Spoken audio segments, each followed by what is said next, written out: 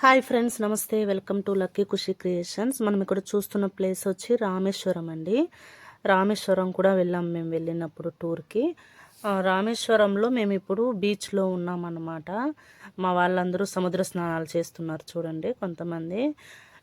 అక్కడ ఏం చూస్తున్నారంటే అక్కడ సన్ రైజ్ చూస్తున్నారండి. సన్ రైజ్ చాలా స్పెషల్ ఇక్కడ. మనం డైరెక్ట్గా చూడొచ్చు సూర్యుడు ఉదయించడాన్ని. చాలామంది ఈ సన్ రైజ్ చూడడానికి వెయిట్ చేస్తున్నారు. అందరూ ఒడ్డున ఉన్నారనమాట.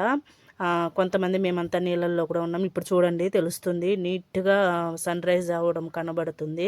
చాలా బాగుందండి. చాలామంది హోటల్స్ రూమ్లో నుండి కూడా చూస్తూ ఉంటారంట. అక్కడైతే ఇంకా ఏదో వస్తువులు కూడా పెట్టింటారంట, దాంట్లో నుండి ఇంకా క్లియర్గా కనబడుతుంది. మేమైతే సముద్రంలో నుండి సముద్ర స్నానం చేస్తూ డైరెక్ట్గా మేము చూసాము. చాలా బాగుందండి.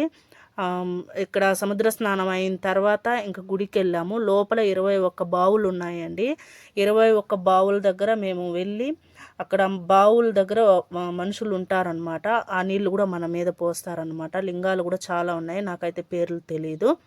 అంతా మేము దర్శనం చేసుకొని మళ్ళీ మేము రూమ్కి వెళ్ళామన్నమాట. చాలా బాగుందండి రామేశ్వరము. ఇక్కడ స్నానం చేయడము అసలు చల్లగా ఉంటాయి కదండి నీళ్ళు సముద్రంలో. అర్లీ మార్నింగ్ మేము 5కి చీకటిలో వెళ్ళామన్నమాట. కానీ వెలుగు కూడా అయిపోయింది. చాలా చీకటిగా ఉండింది.